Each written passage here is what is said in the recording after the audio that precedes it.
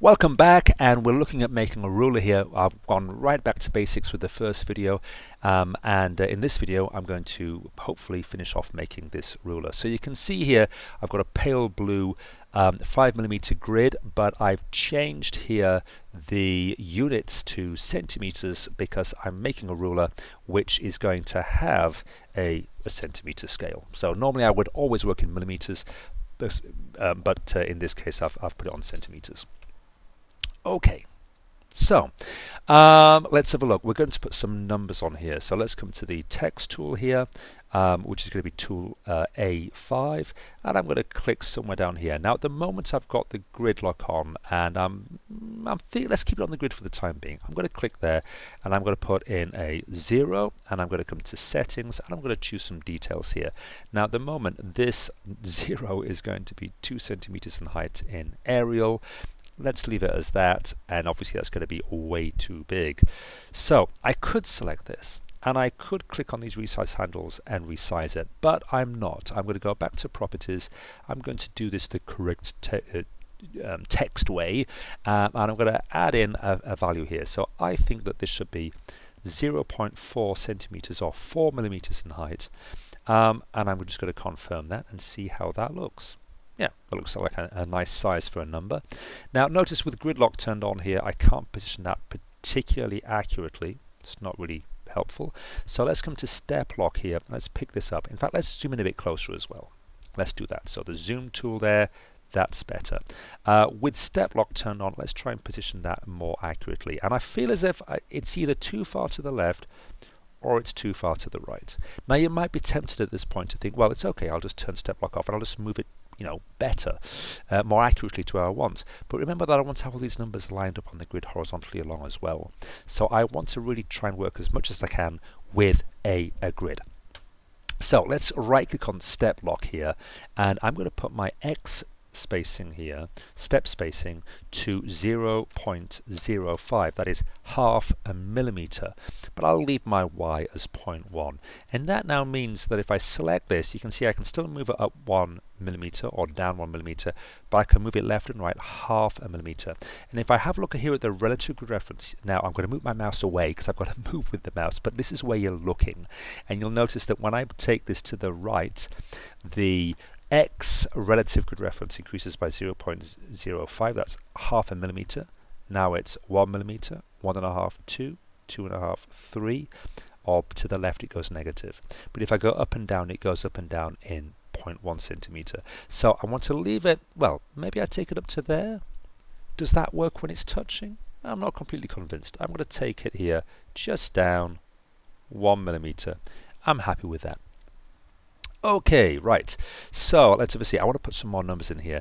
Now there's different ways you can do this. I'm thinking that maybe if I go to properties for this number, so notice there that properties box is not normally there, but if I click on the selection tool, click on the text, or the 0 in this case, it appears, go to properties, and if I now start to put some spaces in, and then put like a 1, 2, 3, you get the idea. Let's go to 5 and see how that looks. Okay, well that's actually not bad.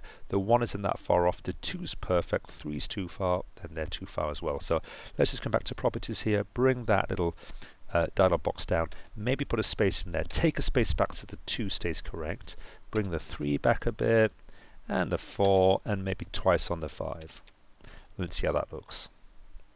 Okay, yeah, so it's kind of working, but not really. So at this point in time, is there something else we can do here? Is there something else we can do? Let's go to settings. Is there something we can do in here, like spacing? Aha! So character width, line spacing, word spacing. Maybe if I put the word spacing here to 50, how does that look? Ah! Now that bunches everything together, but that now means that I can put more spaces in here, and basically from what I understand, what's happening here is that by putting the word spacing to 50, it's making these spaces have half their original value, which should give me a lot more kind of resolution for positioning these things.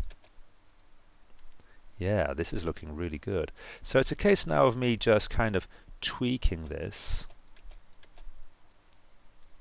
Yeah, I'm like, so the 1's looking nice now.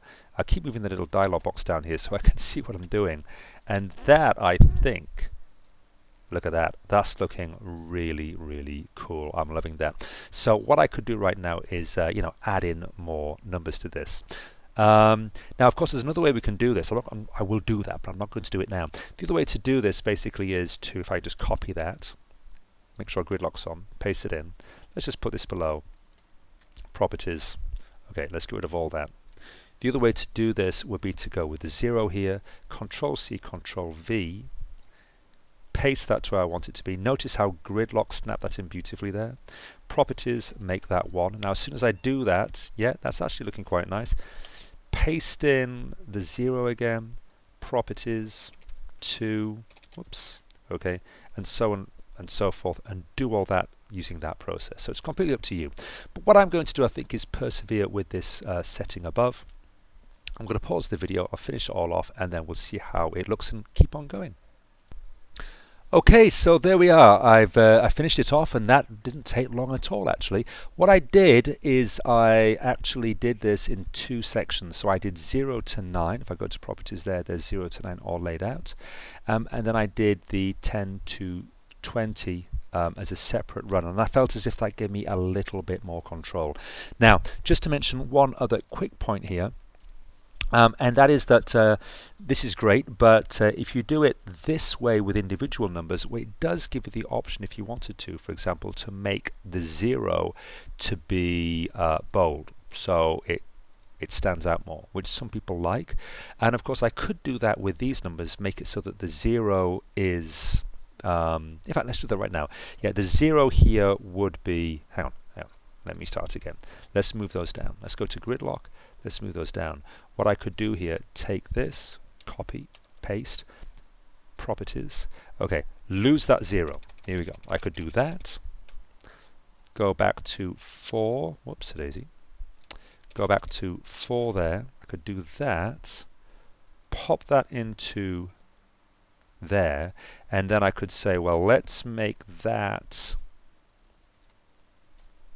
5 settings bold, and then that way it's like a hybrid approach of the two. I've got the simplicity of bunching the numbers together and spacing them out so they go underneath the centimeter markings, but I've also got the power of having the 0 and the 5 and then the 10, 15 and 20 would all be bold, but the other numbers are standard font, rather than having to do every single number separately. So there you go. The choice is yours. Lots of options available to you, and of course you can change the font and, you know, make it italic, whatever you want. Okay, so let's keep on going here. I've also noticed as well, if I come back to the ruler here, that this ruler has got curved edges. So what I want to do with mine is add some curved edges onto this. Then I'm going to look at adding some graphics, and then finally I'm going to look at how we can configure this so it's going to be laser cut, which might be a third video, but we'll see. So let's just minimize this and let's go back to our ruler. So I think what I'm going to do here, I'm not going to delete those. Now this is something else that I think is really important. I don't delete anything in my drawings. All I do is I keep gridlock on here. I just kind of move them to the side, and then if I want to bring them back later, I can do. And no, there was something else to show you. No, keep it simple.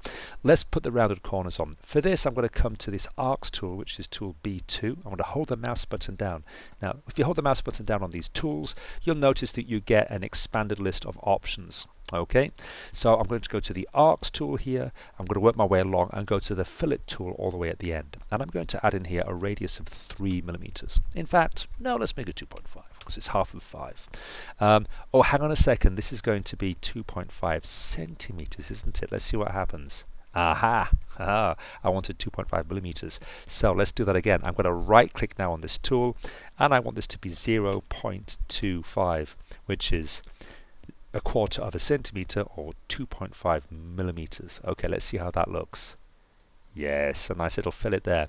So I'm going to click, I'll do that again. Click, click, click, click. Okay, and that's going to fillet all of those corners beautifully. I like that. Okay, now let's add in a graphic. So I'm going to come across onto Google here, and I'm going to do a search for, oh, I don't know, bass guitar. Okay, bass guitar, and I'm going to go to images. Awesome, all these brilliant bass guitars. Now at this point I need to just be a little bit aware yeah, of how the laser cutter is going to take these images. What I'm really wanting to have here is an image with a white background and something that's going to laser engrave really effectively. So actually I'm thinking that this fender over here looks like a fender to me. No, it's just a generic P bass, okay, in the shape of a fender. This might be what I'm wanting, but I'd also like to have a guitar like this rather nice Yamaha TRBX. But will this laser engrave so well with all these details? I'm thinking, now this you see has got a shadow to it, which might look quite nice. I think I'm going to go ahead with this. This looks like it might be a Yamaha, looking at the tuners at the end there, tuning heads. Anyway, we'll see. Let's take that. So I could do an image like this. Let's do that. Let's copy the image. Let's go to 2D design. Let's paste it in. Zoom out here. And let's, now, if I left click, notice what happens. The image gets distorted. I'm going to undo that straight away. I want to right click and I want to scale this back. And now I'm going to left click and I'm going to drop this in. Now to place this more accurately at this point I might want to turn on step lock, and oh, my step lock is still a bit strange, isn't it? Let's put the step spacing there back to 0.1 on the X. There you go. So let's just resize that a bit more there, a little bit more perhaps, and just position that. So that might be an image that works out quite well. But I'm going to show you something else super fast, which is, let's have a see, I want to make sure I get that. If I come back up to the top here, what I'm really looking for is something which is going to be now an outline. How does that look? Yeah, this is going to work better. This is going to really be great when it's laser engraved. So, and again, I want to have an outline that's going to have a white background. So that's rather cool, isn't it? I like that logo there. So what have I got here? Bass guitar. I should have planned this ahead, finding something that I like. Quick, make a choice. I don't know, that one there, but that's got this, that's got a background. That's not going to work. Having the background like that is going to mess it up. I need to have a white background. Very, very important. What's this one here like? Okay, right, this one's not so good because this has got a vector stock graphic at the bottom, so things get really, really complicated here. Okay, you know what, it's not a bass guitar. This one here's got a, oh, it's got like a transparent background, but is it transparent? And it looks really rubbish as well. I don't know. I'm going to go with... I'm just going to have to go with anything. It's not a bass guitar. I'm just going to go with a guitar. That one there. Let's do that. Okay. So let's copy that image. Let's come to here. Let's paste that in. Yet again, zoom out, right click, scale this down, and drop it in here. Now there's all sorts of things that I can do that are going to allow me to bring many other images onto this CAD file. In other words, many things I can do to take some of these other graphics that I much prefer, like, you know, that there's really cool. I wish I could have it. You've got a watermark in the background, which is going to cause a problem. You've got text at the bottom. That's going to be a problem. There's many ways you can deal with this, but I'm not going to worry about it now. So what I suggest you do, if you want to bring graphics in, go for these kind of silhouettes or outlines of objects, and that's going to be your best bet. They're going to look great. Now, is there anything else I wanted to do here? No, right now, I'm not going to do anything else. You can add some text using the text tool if you want to. End of this video, I'm at 14 minutes. I'll do a third video. I wasn't planning to do that, but in that third video I will look at adding the color codes that need to be applied to this ruler so that when we laser cut it, it will come out correctly in our acrylic. And then I'll go ahead and laser cut it and we'll see what it looks like. See you then. Slide.